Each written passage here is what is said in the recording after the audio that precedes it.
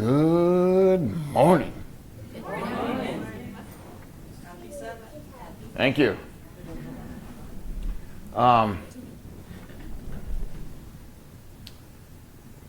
Next couple of weeks, so obviously we're going to focus our attention toward the camp meeting, so we won't be having any official worship services here.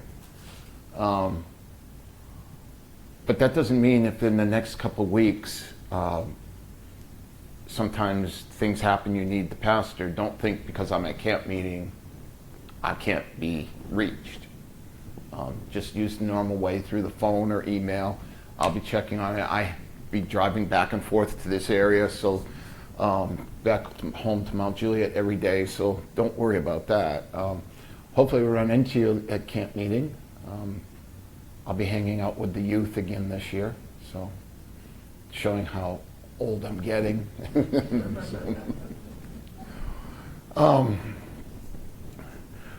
Sometime try this. I noticed it the other day when I was walking up a hill, and when you breathe in, you're sucking air in, then you breathe it out. If you listen really close, there's like a Yahweh with every breath. With every breath, his name is in us. That's the great God that we serve. And with every breath, he gives us life. And more importantly than human life, he gives us the hope and the anticipation of a life without the garbage of this life involved, a world made new. And what a great God we have to rescue us out of this fallen world. And a couple of weeks ago, we looked at the story of Jesus coming into Jerusalem for the last time to affect the plan of salvation. And we're going to follow along, in that. Jesus, I don't need water, so please don't ask. Jesus is coming into Jerusalem for the Passover. And we saw that he rode upon a donkey. He had to borrow the donkey. He was so poor he didn't even own a donkey for himself. And this riding on a donkey displayed quite perfectly the nature of his kingdom. Jesus did not come to this earth to display power. The nature of his kingdom is revealed in that it is filled with service, hope, and love. And understanding the nature of Jesus' kingdom is crucial for us to understand his sacrifice on the cross, and it's crucial for us to understand the nature of his call to us to be disciples. In other words, he did not call us to be disciples to have control and power over people, but to place us in a position of service for people. And we read this in Matthew 21, verse 1. It says, when they approached Jerusalem and had come to Bethphage at the Mount of Olives, then Jesus sent 2 disciples. And just kind of reviewing, Bethphage is, and the Mount of Olives, both of them positionally are to the east of Jerusalem. So Jesus entered the city from the east. And then today we're picking up another passage in verse 12, the same. Oh, well, I don't want to go to there yet. I want to go back one. There it is. Matthew 21, verse 12. And Jesus entered the temple and drove out all those who were buying and selling in the temple, and overturned the tables of the money changers and the seats of those who were selling doves. So the first thing that Jesus does when he enters Jerusalem from the east is he goes into the temple, and we see his activity there. Now we can go to this map. There we are. So I'll use this side. So here's the temple, and the opening faces out to the east, and to the east you have the Mount of Olives and Bethpage. So everything is to the east. Why does this make a difference? Why am I bringing up this geographical direction? Well, it's because of something that the prophet Ezekiel wrote. And I want to start looking at some verses in Ezekiel. Here we are. Ezekiel chapter 8, verse 16. We're just kind of setting some things here in Ezekiel. It says, "Then he," that's the Lord, "brought me, Ezekiel, into the inner court of the Lord's house." So he's in vision. He's in vision here. "And behold, at the entrance to the temple of the Lord, between the porch and the altar, were about 25 men with their backs to the temple of the Lord, and their faces toward the east, and they were prostrating themselves." In other words, worshiping themselves eastward toward the sun. So, trying to figure this out a little bit more, you've got this kind of just simple graphic of the temple, and you had the holy place, the most holy place, the courtyard, and lined up against the compass there. The physical orientation of the temple is important because, in other words, and it's a very practical thing, in other words, to worship the Lord, you have to face from the east to the west, putting your backside to the sun.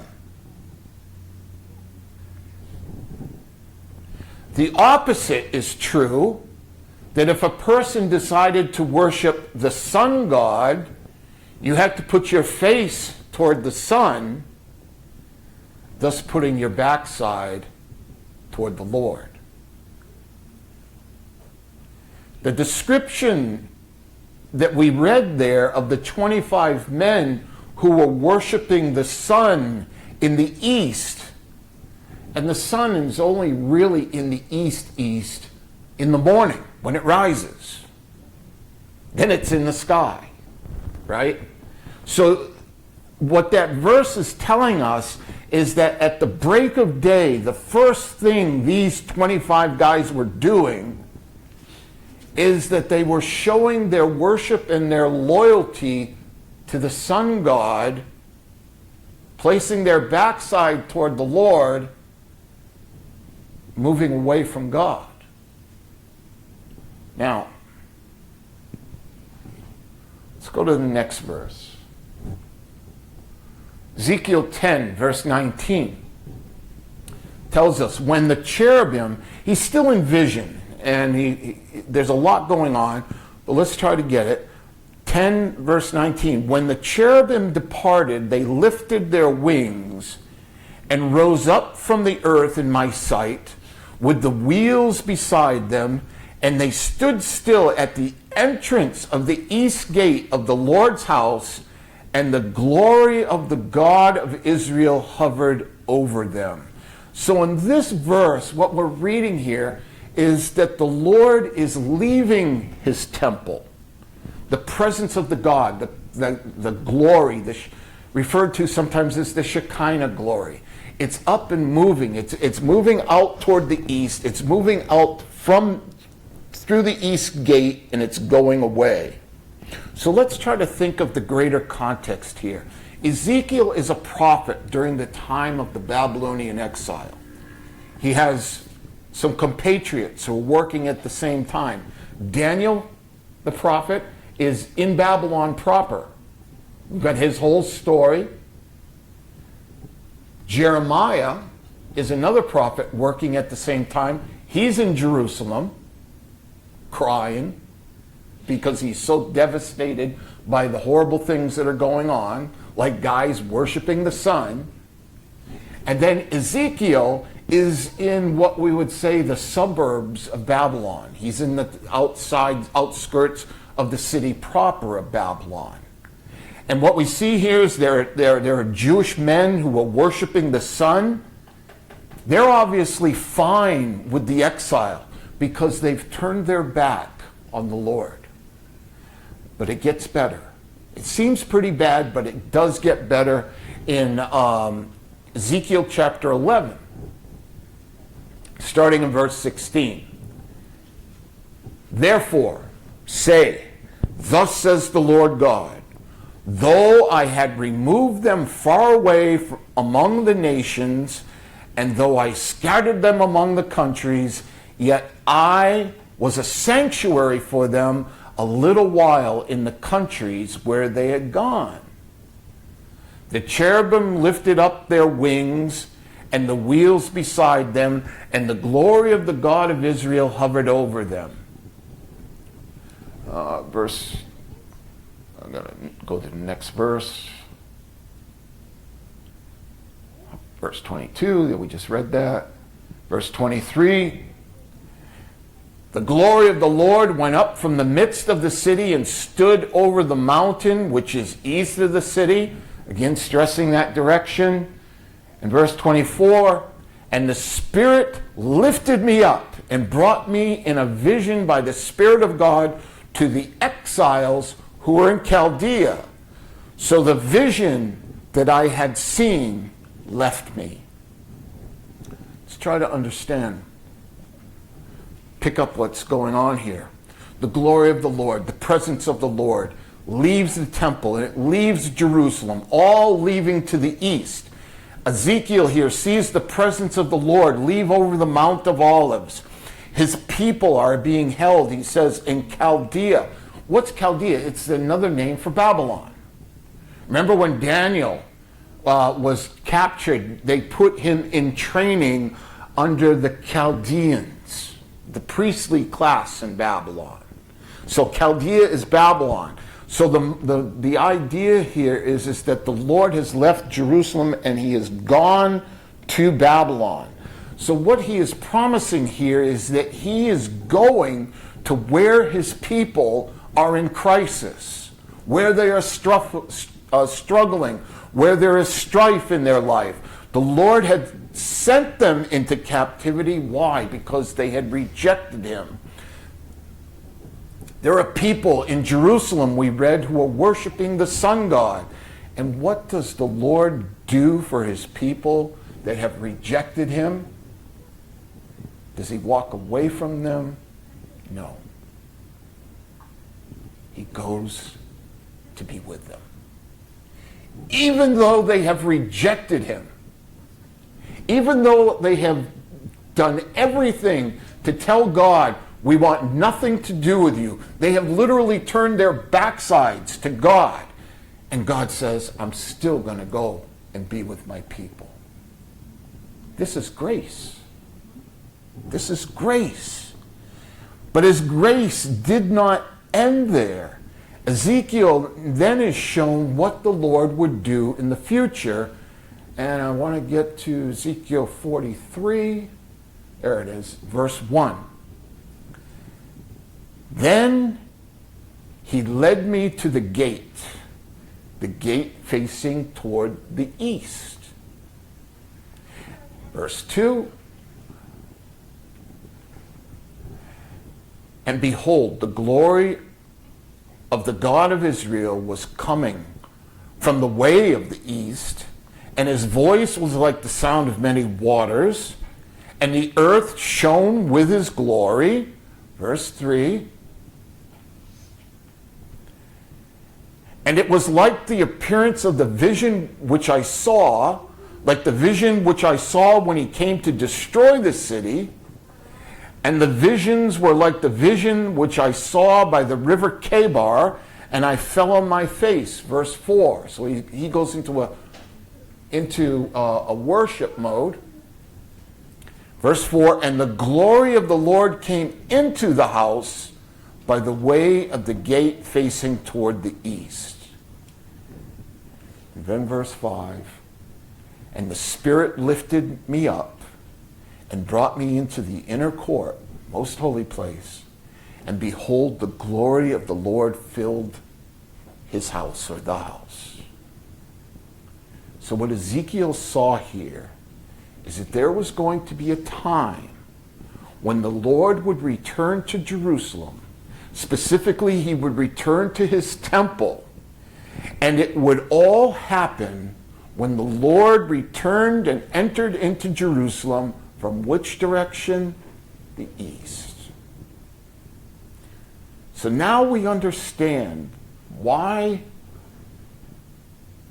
the process of Jesus entering in Jerusalem is described for us the way it is. When Jesus came to Jerusalem, he entered from the east, and what's the next thing we read he did? He went to the temple.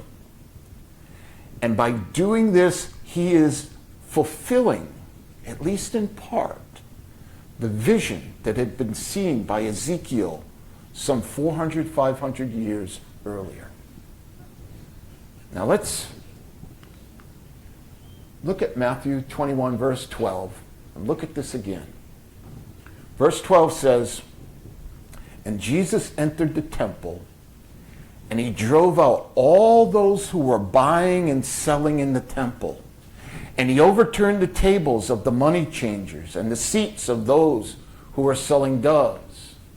Verse 13, and he said to them, it is written, my house shall be called a house of prayer, but you are making it a robber's den.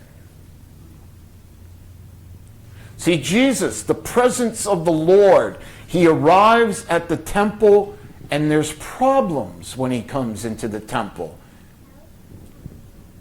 There seems to be some stealing that's going on here.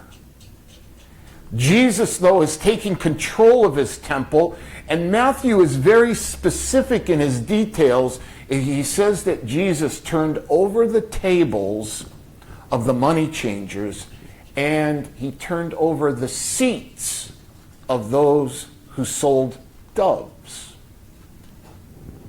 What's the context? Passover is at hand. Jews throughout the Roman Empire are traveling to Jerusalem for the feast. Now, if you lived around Jerusalem, it was a big day, a big time, certainly, but you were there all the time. If you were living in Judea, it was not a big deal trip to go into Jerusalem, as it was for these Jews who were spread out across the Roman Empire. For many of these religious pilgrims, it was going to be the one and the only time in their lives that they would step foot in God's city, Jerusalem. It was special. Now, those who were traveling from far away, you were going there to worship, and worship meant bringing an offering. Try to think of this. Could you imagine traveling hundreds of miles with your offering? You're dragging along a goat or a lamb, and you're trying to feed it and keep it alive. Keeping yourself fed and alive in travel in those days was hard enough. But you had to travel, you would think of it with a goat or a lamb, and trying to keep it healthy and alive. And according to the laws of Moses, that offering needed to be spotless and without blemish. How do you do that in that day and time? Well, you didn't have to.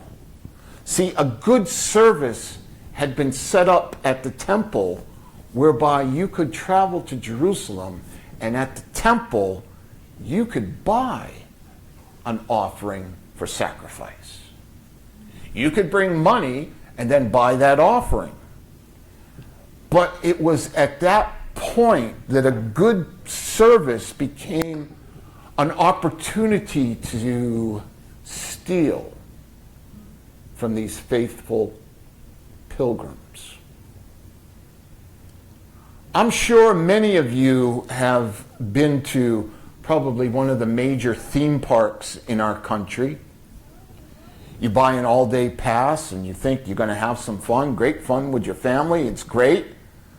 But during the course of that day, you're going to get hungry. You're going to get thirsty, especially if you're out in Florida somewhere. You know, you need fluids. And guess what? You were not allowed to bring food or drink into the park. And now, if you want to eat or drink, you're forced to buy the food that's inside the park. And you're probably paying, at least nowadays, $5 for a 16-ounce bottle of water. I looked up the prices recently and just to check, and that a family of 4 to stay in Disney and eat in that park, figuring 2 meals, 1 meal is faster food and the other is sit down where there's gratuity. It's at least, family of 4, going to cost you about $200 a day just to eat. And when you buy that all-day pass, you don't have many options. So now you see the problem of these religious pilgrims coming to the temple. There's only one temple, one place where God's name had been set up. It was that temple in Jerusalem. And now you've traveled all this distance. This nice service has been set up to provide animals for sale for the worshipers. But the inflation of the prices was stealing. Remember, Jesus quoted that verse and called them a den of thieves. See, these salesmen were gouging these worshipers. One way, by the sale of the animals, but they were gouging them a second way. The currency, the money that is used at the temple was shekels. That was the money of the temple. People who were traveling to Jerusalem from all parts of the Roman Empire did not have shekels. They may have never even seen a shekel in their life. They dealt with empire money, Roman money. But the salesmen of the animals conveniently had money changers there. And they would gladly exchange your empire money for temple shekels. And of course they would do this for a convenience fee so that you could exchange your money, but this fee was extraordinary because they had you. You were a captive audience. See, what I'm trying to explain here, and this is what Jesus was lashing out against, is that the temple system was rigged against the worshipers. The whole system was highly favorable toward the animal salesmen and the money changers. But let's look at that detail that Matthew gave us. He says that Jesus turned over the tables of the money changers and the seats of those who sold doves. Why mention doves? Well, let me read something from Leviticus. Leviticus chapter 5, verse 7. This is in the section where Moses was describing offerings that you would bring to the temple. In verse 7 he says, "But if he cannot afford a lamb, then he, the worshiper, shall bring to the Lord his guilt offering, so that in which he has sinned, 2 turtle doves or 2 young pigeons, one for a sin offering and the other for a burnt offering." The point I'm trying to extract from this verse is that doves were the offering of the poor.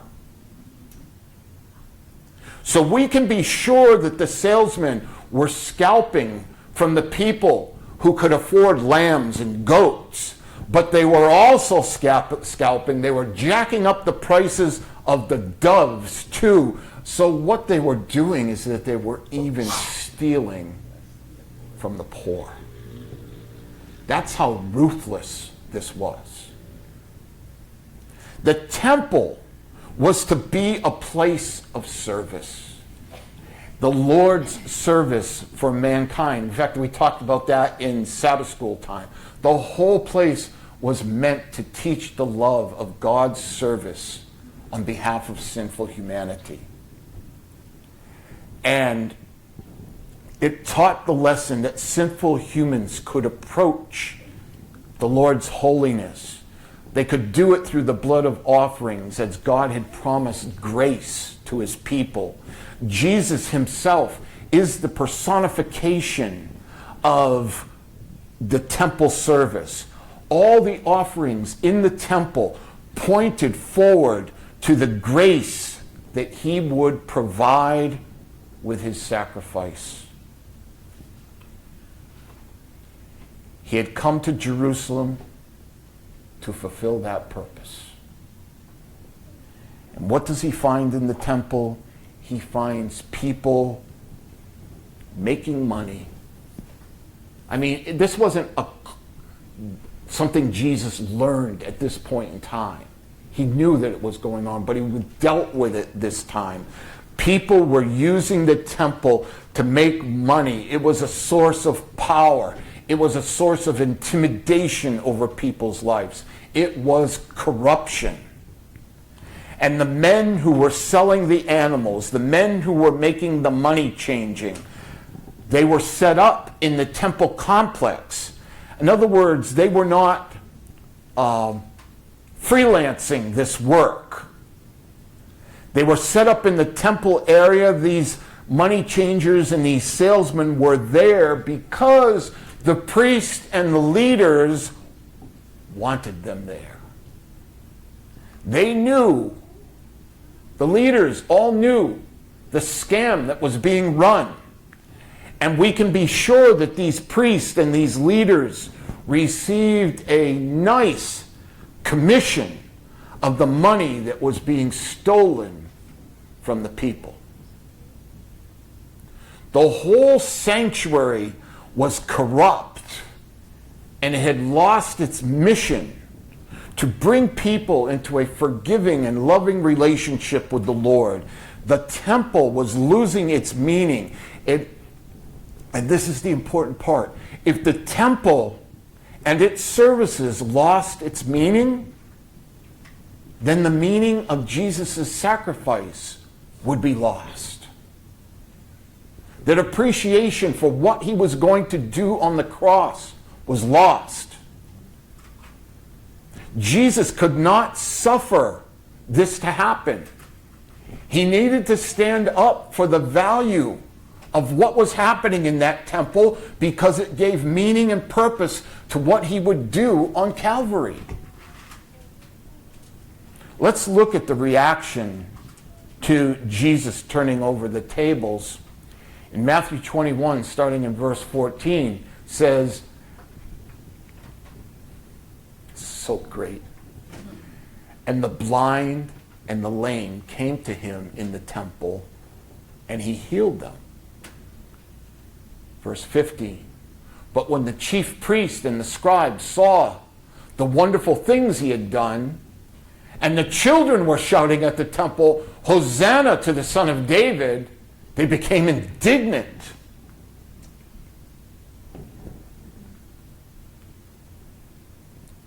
Next verse, 16. And said to Jesus, him, do you hear what the children are saying? And Jesus said to them, yes.